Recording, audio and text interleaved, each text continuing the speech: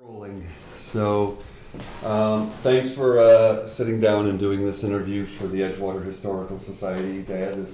For the record, this is James Holden being interviewed on November 5th, 2017, and he's going to share with us recollections about his time in Edgewater around 1950.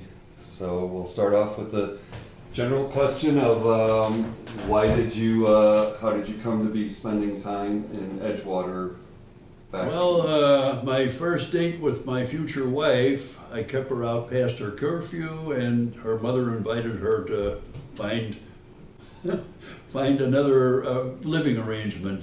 In other words, she threw her out of the house. And my wife worked downtown with a bunch of ladies, and one of them told her that there was a residence for professional young ladies, single ladies, at 6200 Sheridan Road, right at the corner, right off the corner of Granville and Sheridan, called Mrs. Story's Boarding House for Professional Young Ladies. So my future wife, my girlfriend, who I met in Saugatuck that summer,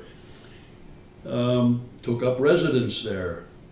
And that was my introduction to the north side of Chicago. I was strictly south side, and I thought Edgewater was a lot like South Shore, Hyde Park, who I was very familiar with those areas, but never had been up here. And in our comings and goings, we stumbled across a bar that was more than a bar. It was an upscale supper club, and we became regular patrons there in the Snowdrop, 1111 Granville. And so that was our stopping point to figure out where we were going to go, what we were going to do on the date night, and we usually ended up staying there. Very classy, all classical music on the jukebox, upscale clientele, which we fit in with nicely, I might add. And then the other place, one of our favorite places for date night, was the Rupniks. I think it was 11 something on Thorndale. And that was an upscale supper club. And they had live entertainment. And Art Hodes, who was a noted group piano player with the band, and we enjoyed his entertainment almost every Sunday night. That was our regular stop. And then on the way back from there, between Granville and Thorndale, there was a quaint bar on the east side of Broadway, about halfway between Thorndale and Granville, called the Plantation. And the Plantation was like a wide open all-night bar.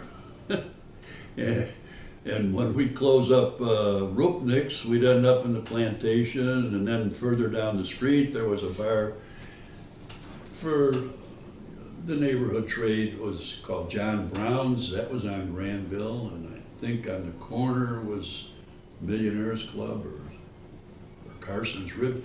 Anyway, between and then on 1111 Bryn Mawr there was the 1111 Club, I think they called it. Hey Hey Humphrey had a band in there, great entertainment. That was a jazz kind of bar, and so was Rupnik's, kind of a jazz. They had a Dixieland jazz group. Art Hodes' group was Dixieland Jazz. So all in all, we spent close to a year up in this neighborhood and became pretty familiar with all the watering holes. Didn't take much advantage of the cultural, but it had a convenient transportation. And one evening one late at night, I dropped my future wife, Katie, off, took her home, got on the L, proceeded to ride back and forth on the L all night. And when Katie got up to go to work in the morning, who was on the L, the car that she got on at Granville, was me. So You'd fallen asleep on the train? I had to get married because that long distance romance thing was wearing thin, so we had to get married.